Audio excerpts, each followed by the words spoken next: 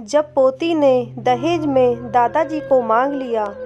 पूजा school से जैसे ही घर वापस लौटी तो वो देखती है कि उसके दादा रामदयाल अपना बैग पैक कर रहे हैं। पूजा ने अपने दादाजी से पूछा कि दादाजी आप कहाँ जा रहे हैं। दादाजी ने बताया, बेटी मैं गांव जा रहा हूँ और बहुत जल्द ही वापस आ जाऊँगा।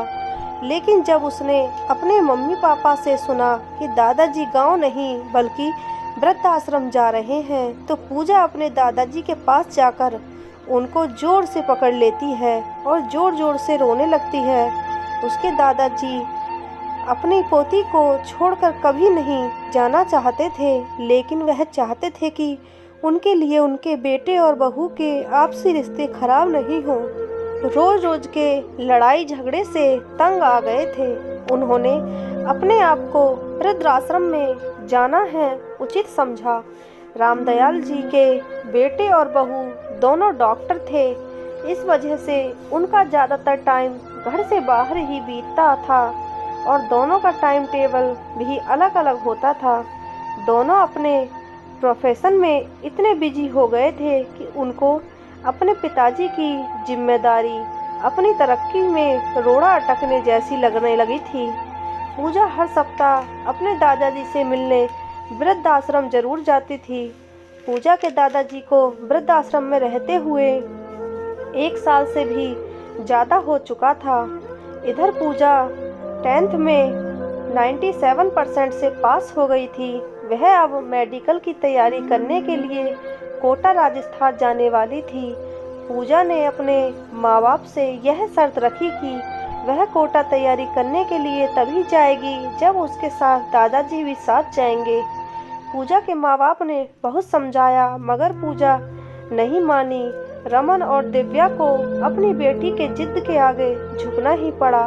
अब रामदयाल जी अपनी पोती के साथ कोटा में रहने लगे। पढ़ाई के साथ साथ पूजा अपने दादाजी का भी ख्याल रखती थी और रोजाना शाम को दादाजी के पैरों में मालिश जरूर करती। रामदयाल जी अपनी पोती को देखकर गर्व से भर जाते थे कि भगवान अगर किसी को बेटी दे तो पूजा जैसी। समय अपनी गति से चलता रहा और 5 साल कब बीत गए पता ही नहीं चला। अब पूजा डॉक्टर बन गई थी, लेकिन वह अपने दादाजी को अपने साथ ही रखती थी। पूजा दिल्ली के जिस हॉस्पिटल में डॉक्टर थी उसी हॉस्पिटल में दीपेश नाम का एक डॉक्टर था जो पूजा से बेहद प्यार करता था। एक दिन दीपेश ने पूजा से शादी के लिए बोला, लेकिन पूजा ने दीपेश से कहा, अगर तुम मुझसे शादी करना चाहते हो तो तुम्हें मेरी एक शर्त स्वीकार करनी पड़ेगी। दीपेश ने कहा, पूजा तुम अपनी शर्त तो बताओ। पूजा ने कहा, दीपेश मैं अपने साथ अपने दादाजी को रखती हूँ और मैं चाहती हूँ कि शादी के बाद भी दादाजी हमारे साथ ही रहें। मैं इनसे अलग नहीं हो सकती हूँ। अगर तुम तैयार हो तो मैं तुम्हारे साथ शादी करने के लिए तैयार हूँ। दीपेश ने कहा, यह तो बहुत अच्छी बात है। इससे यह पता चलता है कि तुम्हारे मन में बुजुर्गों के प्रति कितनी श्रद्धा है। तुम्हारे जैसी लड़की को कौन लड़का नहीं अपनाना चाहेगा।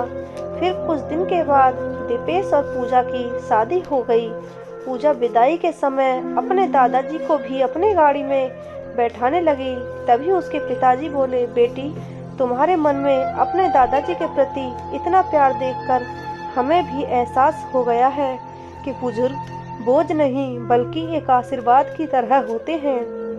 पूजा की माँ भी आ चुकी थी। उसने भी अपनी बेटी से माफ़ी मांगी और बोली, तुम्हारे दादाजी अब हमारे साथ ही रहेंगे।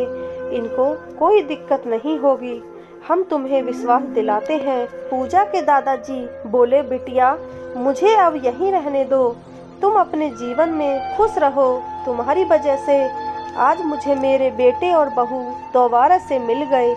वहाँ जितने भी लोग खड़े थे सब लोग पूजा पर गर्व महसूस कर रहे थे और सबसे ज़्यादा खुश तो पूजा के सास ससुर थे जो इतनी अच्छी संस्कारी बहू अपने घर ले जा रहे थे।